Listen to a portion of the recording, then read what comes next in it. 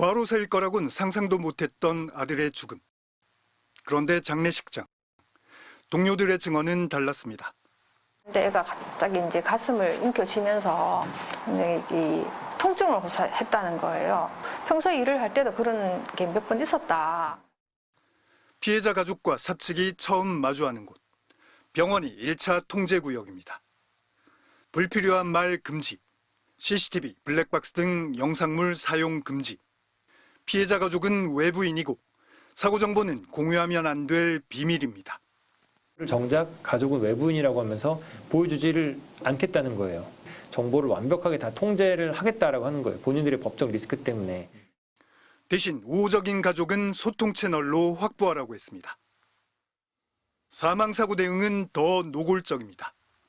2명 이상 대응팀을 구성해 유족 주변을 지킨다. 과로를 증언한 동료들도 여기선 차단 대상이 됩니다. 현장에 부고장이 돌지 않습니다. 119 실려갔는데 죽었는지 안 죽었는지, 죽었으면 장례식장이 어디 있는지 알 수 있는 방법이 없는 거예요. 결국 목표는 합의입니다. 장례비는 합의와 연계, 유족 대표를 통해 합의, 지원 가능성 탐색. 사고 원인 규명보다 합의 가능성을 먼저 살피려는 뜻입니다. 조의금은 100만 원으로 적시해놨습니다.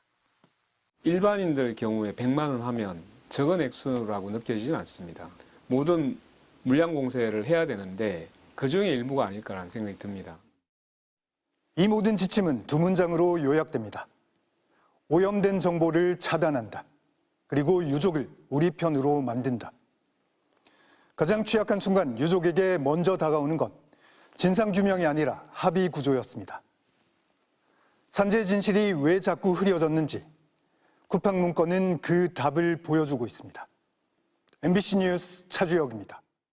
컨베이어 벨트 위로 쉴 새 없이 상품들이 움직이고 한쪽에선 포장이 분주합니다. 쿠팡 물류센터는 365일 밤새 돌아갑니다. 종이박스나 포장재를 운반하는 출고 지원 업무. 장덕준 씨는 이른바 워터 스파이더였습니다. 스파이더가 거미이지 않습니까? 여러 가지 일을 다 하기 때문에 거미라고 그렇게 스파이더라고 이름을 부릅니다. 쿠팡 상호가 찍힌 종이박스는 어른 키보다 높게 쌓였습니다. 손수레로 옮겨 싣는 것도 힘들어 보입니다. 플라스틱 바구니는 개당 3kg, 48개 한 묶음, 받침대와 손수레 무게까지 더하면 230kg이 넘습니다. 말이 좋아 출고 지원이지 직접 상품을 포장하고 운반도 했습니다. 7층에서 1층까지 불려가 트럭에 직접 옮겨 싣기도 했습니다. 회사가 계속 이야기를 한 거는 되게 가볍고 쉬운 일을 했다고 계속 이야기했거든요. 처음부터요. 저녁 8시 반부터 새벽 5시까지 6번의 출고 마감. 포장되는 손만 바빠지지만 장 씨는 손발이 다 바쁩니다. 물건을 옮기면서 뛰고 무전기에 답하면서도 달립니다. 관리자는 시도 때도 없이 불러댑니다. 쿠팡 일을 한 지 10개월 만에 무릎에 이상이 생겼습니다. 화면에 보면은 얘가 계속 뛰어다녀요. 마감 시간에 맞춰가지고 제 걷는 시간보다 뛰는 시간들이 훨씬 많고 왔다 갔다 계속 왔다 갔다 하는 거예요. 2020년 10월 12일 시각은 새벽 2시 6분. 장 씨의 움직임이 좀 이상합니다. 비닐을 버리자마자 철제 수거함에 손을 짚고 허리를 숙입니다. 왼손은 계속 가슴에 대고 있습니다. 그렇게 18초. 관리자 2명이 주변을 지나칩니다. 3분 뒤 손수레를 끌면서도 한 손은 가슴 위에 있습니다.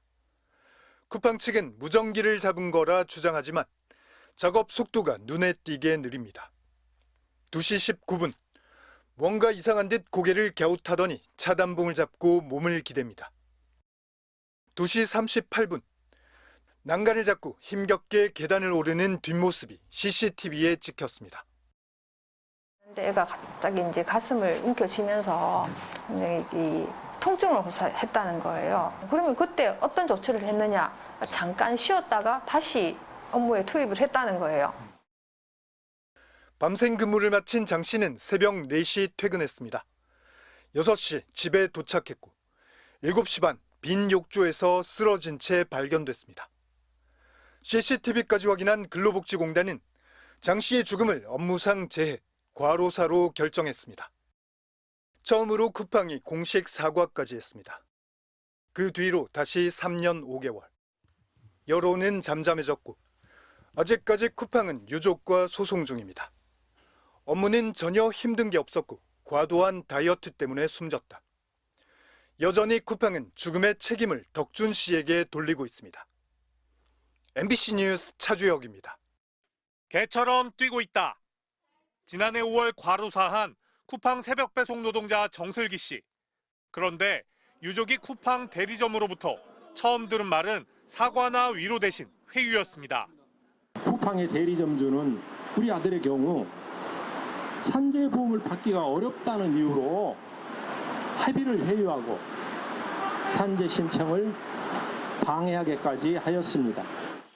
이게 대리점주 개인의 일탈인지 아니면 쿠팡의 대응 지침인 건지 그 답은 내부 문건에서 드러납니다.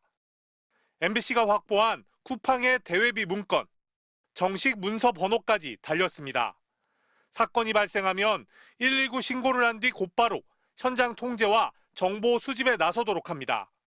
현장 관리자는 1시간 이내 사건 내역을 작성해 쿠팡 위기관리팀에 보고해야 합니다. 사측의 이 첫 기록이 노동부 조사와 산재 판단의 자료로 제공됩니다. 초기에 이 노동자가 어떻게 하다가 어디에서 쓰러졌는지에 대한 진술이 되게 중요한데 그 진술을 처음에 하는 사람들은 회사 조사지. 가장 신경 쓰는 건 노동부 대응입니다. 작업 중지 명령이 내려지지 않도록 노력하라면서 노동부 출신 전관 등 네트워킹을 가동하라는 지시까지 꼼꼼히 덧붙였습니다. 여기 노동청 출신들 위주로 된 스페셜 조직이 하나 있는 걸로 실제로도 그렇게 해서 고용노동부도 잘 막아왔던 거죠. 언론과 국회에 대한 대응은 더 직접적입니다. 왜곡 보도 시 강력 대응할 것임을 각인시킨다. 강력 대응에는 마케팅, 행사 보류가 병기됐는데 광고와 협찬을 빌미로 언론사를 압박하겠다는 걸로 보입니다. 국회 환노위 의원실에 신속 소명에 확산을 조기 방어하라는 지침도 적혀 있습니다. 저희 의원실에도 사망사고 기사가 나잖아요. 이렇게 하면 쿠팡이 제일 먼저 달려옵니다. 쿠팡 측은 해당 문건은 공식적으로 승인된 문서가 아니며 동일된 문서 번호에 다른 규정이 존재한다고 주장했습니다. MBC 뉴스 박진준입니다.